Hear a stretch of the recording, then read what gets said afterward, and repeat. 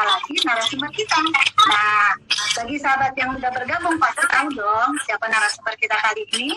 Nah, narasumber kita kali ini adalah Ibu Hajah Nevi Zuhairina. Ya, beliau adalah istri dari Gubernur Sumatera Barat dan saat ini beliau juga diamanahkan sebagai anggota DPR RI periode sampai 2024. Nah, beliau ini luar biasa sekali ya. Beliau adalah ibu dari 10 anak, kemudian dengan usia pernikahan yang sudah lebih dari 40 tahun.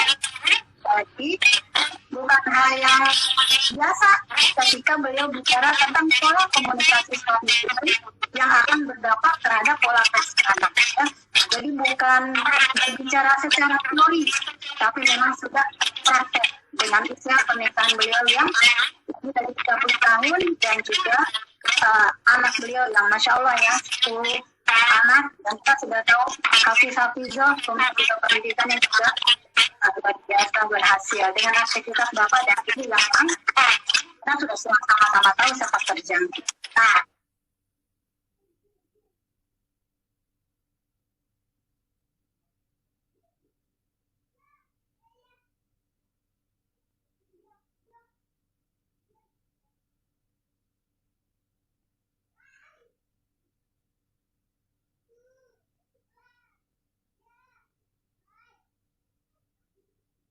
selamat bergabung di sini ada Ibu Ramawati.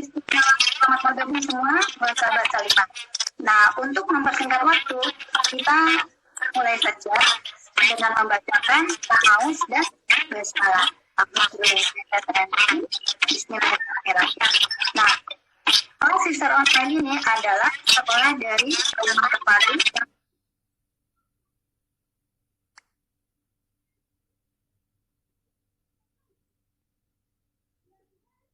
tujuannya untuk menghasilkan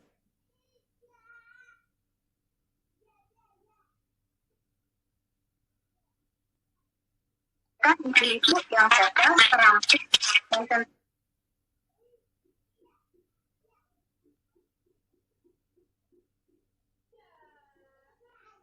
saja berdaya. Nah, banyak rangkaian dari kelas Salimah sister online. Salah satunya nanti masih ada 2 minggu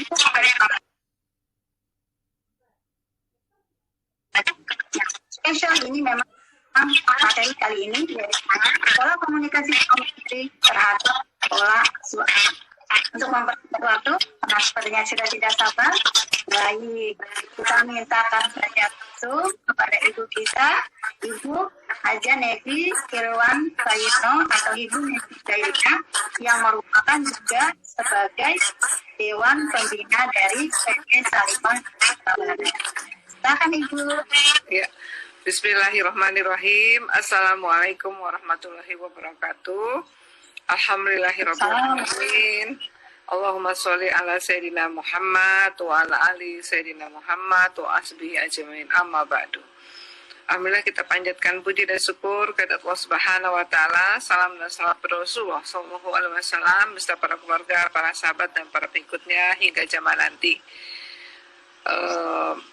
Pendengar Salimah Sumatera Barat yang kami cintai dan juga pengurus Salimah Sumatera Barat yang kami banggakan sekaligus kami cintai. Pada hari ini saya Ibu Hajah Nevi Zuhairina menyampaikan kelas online Salimah dengan tema komunikasi asuh anak.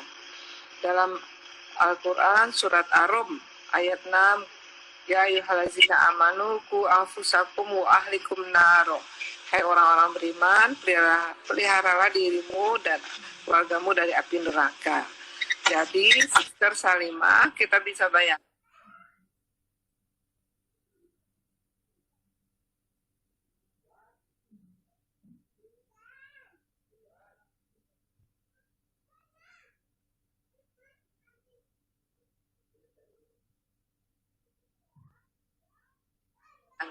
kepada keluarga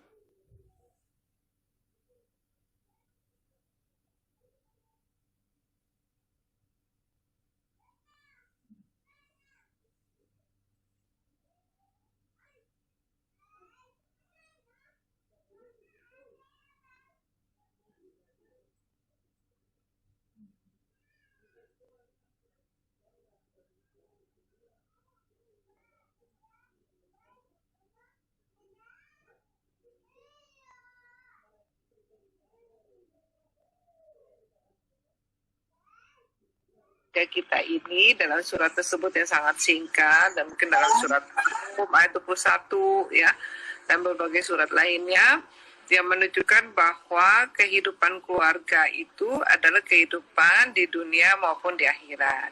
Ya, kita melihat daripada keluarga-keluarga Rasul, keluarga para nabi, keluarga sahabat ya. Mereka memiliki visi yang sama bagaimana menjadikan keluarga yang di dunia dan juga sekaligus menjadi keluarga yang di akhirat. Keluarga yang di dunia tentu keluarga kalau kita dalam doa-doa Rabbana hablana min azwajina wa dzurriyyatina wa qurrata a'yun waj'alna lil muttaqina imama ya. Bagaimana menjadikan keluarga kita itu menjadi penyejuk ya.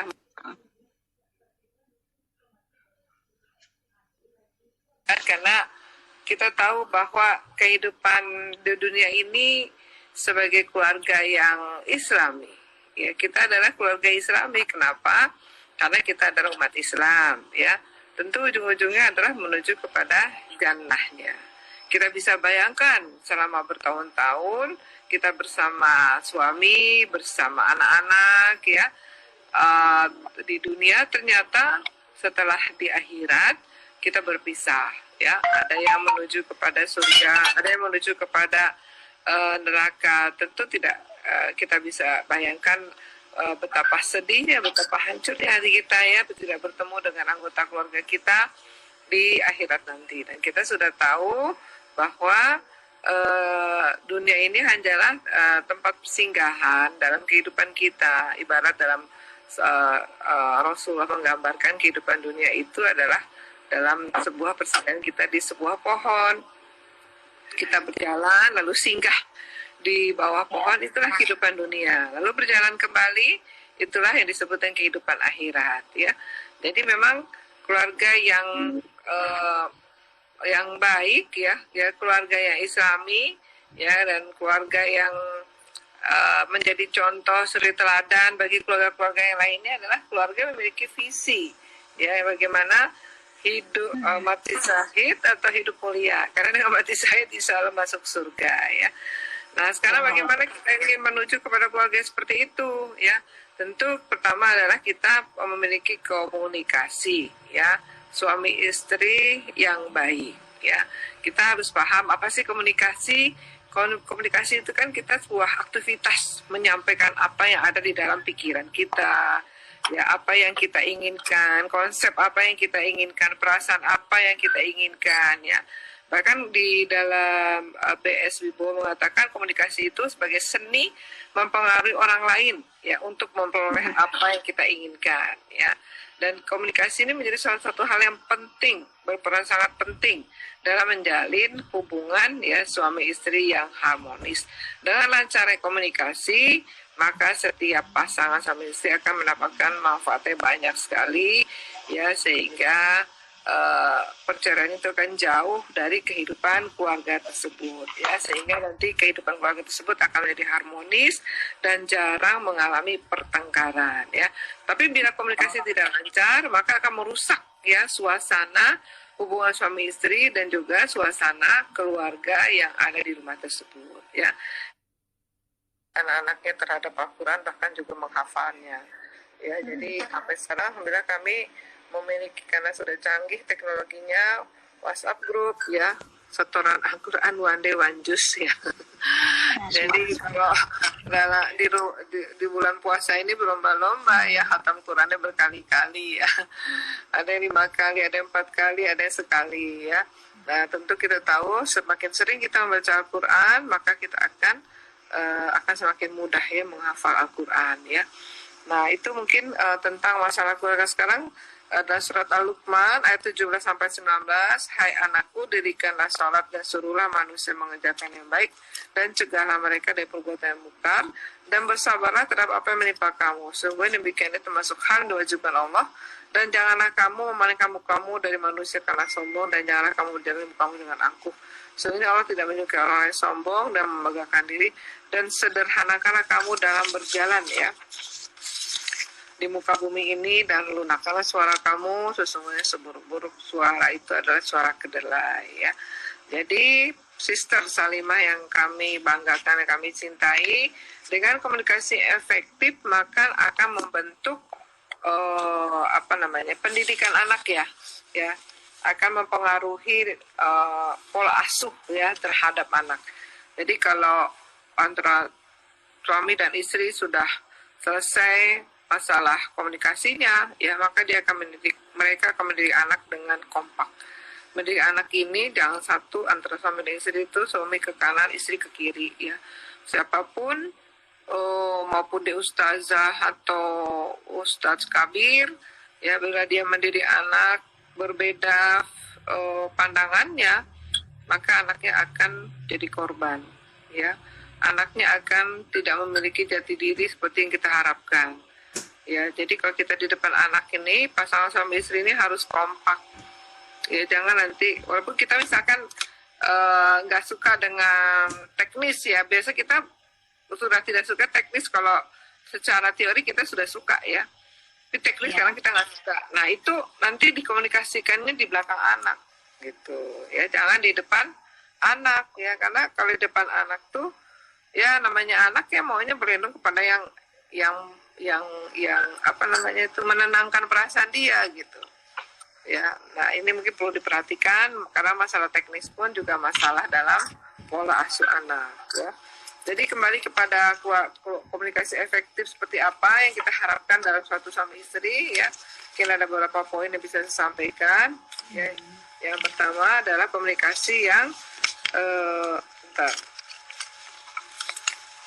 prinsip komunikasi efektif singkat ya saya sampaikan.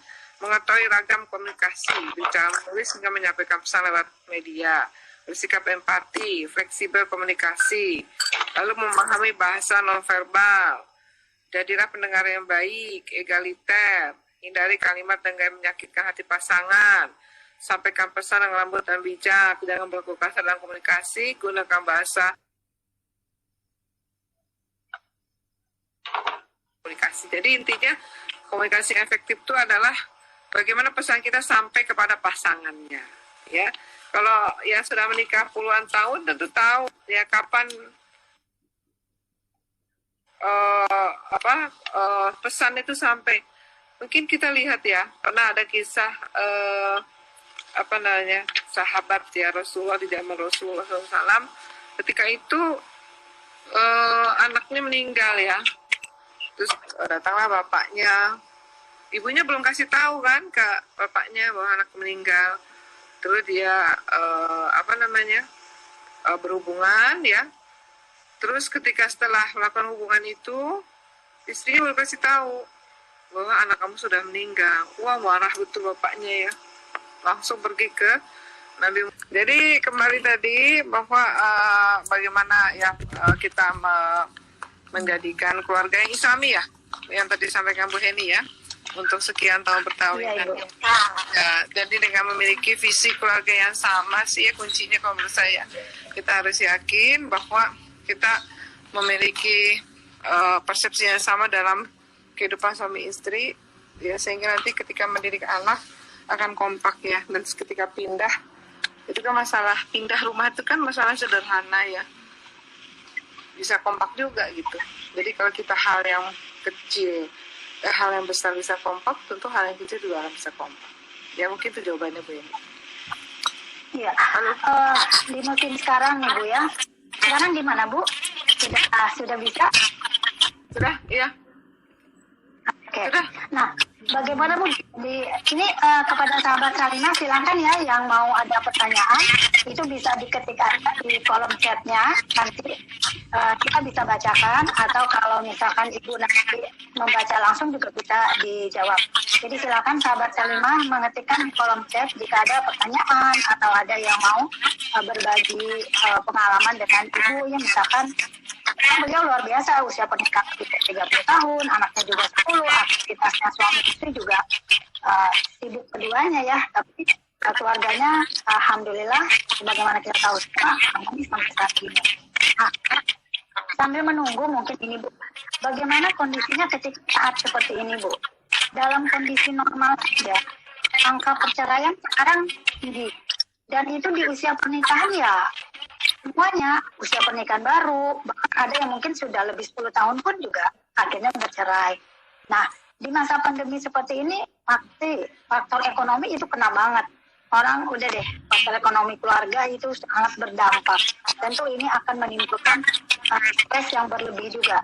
Bagaimana sih Bu caranya kita suami istri menghadapi ini, komunikasinya gitu, sehingga nanti nggak selisih atau jontos-jontosan adu mulut di depan anak, nanti akan pengaruh pada karakter dan anak tersebut di masa depan. Nah, gimana nih Bu caranya nih, kiat-kiatnya?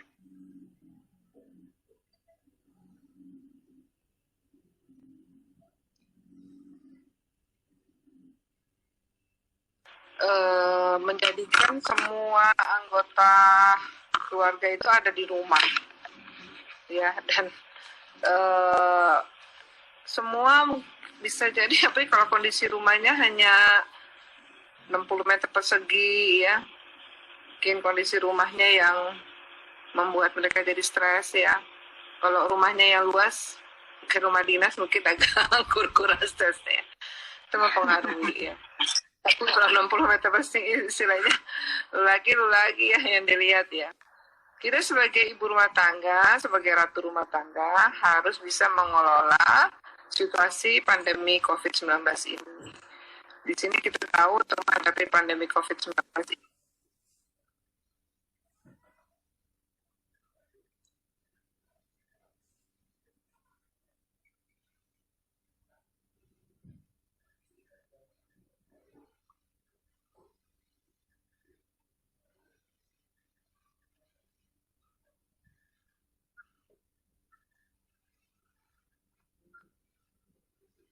juga harus tahu, ya, lebih cepat daripada suaminya, ya, begitu ada masalah dalam kehidupan, bagaimana mencari solusinya, ya. Nah, jadi kembali pada tadi,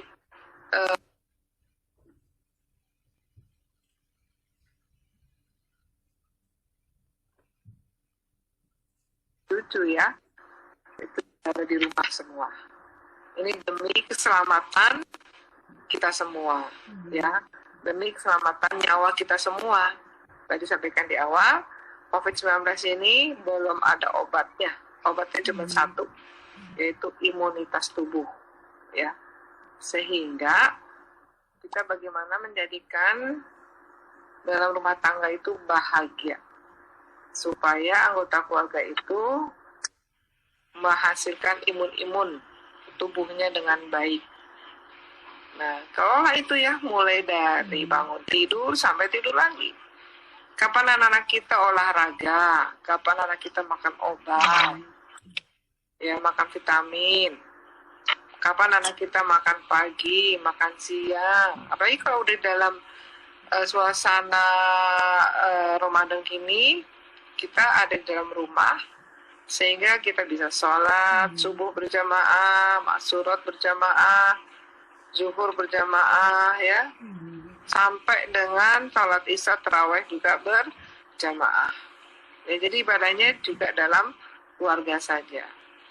Nah, ini tugas utamanya adalah seorang istri. Ya, kalau terutama Pak Gubernur kan dia ngurusin orang, ya, itu kadang-kadang berangkat pagi, pulangnya juga siang, sore, ya, menjelang berbuka. Nah, kita yang mengkondisikan semua. Jadi memang pertama kita harus paham apa itu COVID-19, ya, sehingga kita bisa memahami nanti dalam keluarga kita akan bisa mengantisipasi seperti apa. Yaitu mungkin yang saya lakukan, Bu Heni, sehari-hari. Ini yang saya lihat ada pertanyaan bagaimana kelola uang terpisah. Iya, kebetulan kalau iya antara suami istri dia boleh nggak apa-apa kok, tapi yang penting terbuka. Suami tahu istri penghasilannya berapa, istri pun tahu suami penghasilan berapa. Itu yang penting terbuka. Jangan sembunyi-sembunyi, ya, baik suami maupun istri dalam hal keuangan. Karena banyak perceraian terjadi, ada yang udah puluhan tahun nikah, kalau saya tanya kan dicerai. Kenapa cerai? Saya bilang gitu, anak-anaknya udah kawin semua. Suami saya pelit, katanya.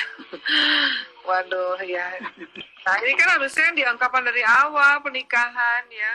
Dia harus terbuka keuangan suaminya, gitu. Nggak boleh suaminya pelit ya. Jadi ada kesimpulan istri suaminya pelit. Ya, berarti nggak terbuka dari awal ya.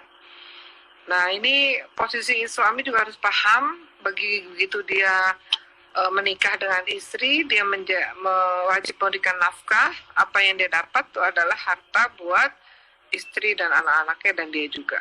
Bukan apa yang dia dapat itu harta buat dia seorang. Pemahaman itu yang perlu difahami. Karena dia cari uang katanya uangnya buat dia. Nggak boleh ya. Karena dengan dia menikah, dia sudah punya istri dan anak, semua hartanya adalah milik istri dan anaknya. Ya. Nah, karena bagaimana kalau uang yang terpisah? Ya, kalau uang terpisah tuh gampang. Kan kita udah tahu nih, suami berapa, istri berapa. Misalkan, kalau yang suami urusan beli rumah, beli mobil gitu ya, yang besar-besar lah keluar uangnya. Uang sekolah, apa gitu. Itu urusan. Iya. Ya, makasih Bu. Ini juga ada pertanyaan nih dari Bu Marius, Bu. Bagaimana katanya, kalau suami itu nggak peduli dengan masalah di rumah tangga. Nah, bagaimana ini, Bu? Iya ya, jadi memang nggak pedulinya gimana?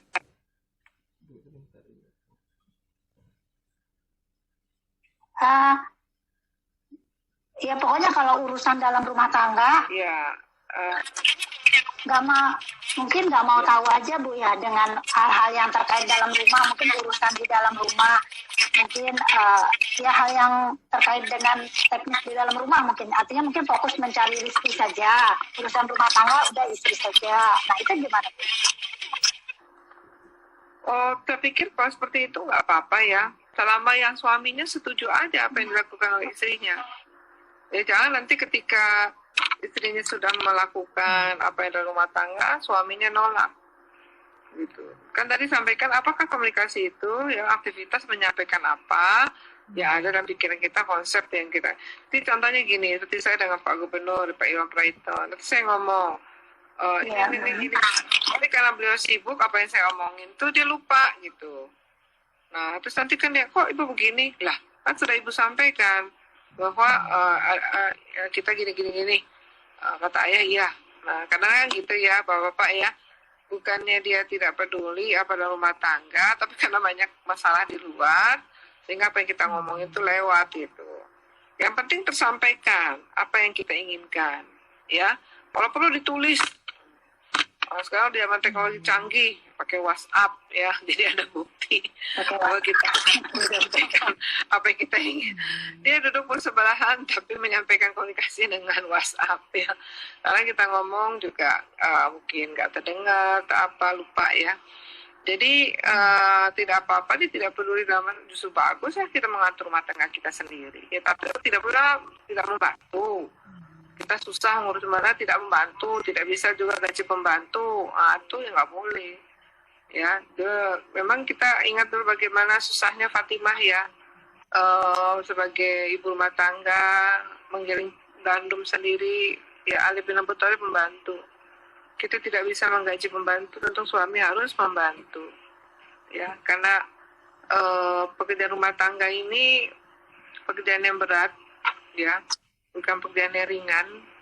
Kalau seorang istri hanya melaksanakan sendiri dari pagi sampai malam, bisa kita bayangkan dia akan memiliki tekanan ya, perasaan yang begitu tinggi. Sebagus-bagusnya, seindah-indahnya perasaan dia, ya sebaik-baik keimanan yang dia miliki, tapi bila dia melakukan kegiatan rumah tangga itu hanya sendiri saja beban yang ada dalam diri dia, saya yakin dia akan terganggu jiwanya. Ya karena yang dihadapi itu kan suatu hal yang rutinitas ya, satu hal yang rutin dari pagi sampai tidur lagi. Bisa dibayangkan puluhan tahun dia akan melakukan seperti itu. Bila kita tidak imbangi sebagai seorang suami, maka dia akan menjadi seorang istri yang tertekan. Maka itulah mungkin kadang perceraian muncul ya, karena tadi ya tidak tersampaikan apa yang diinginkan oleh seorang istri. Yaitu Bu Heni.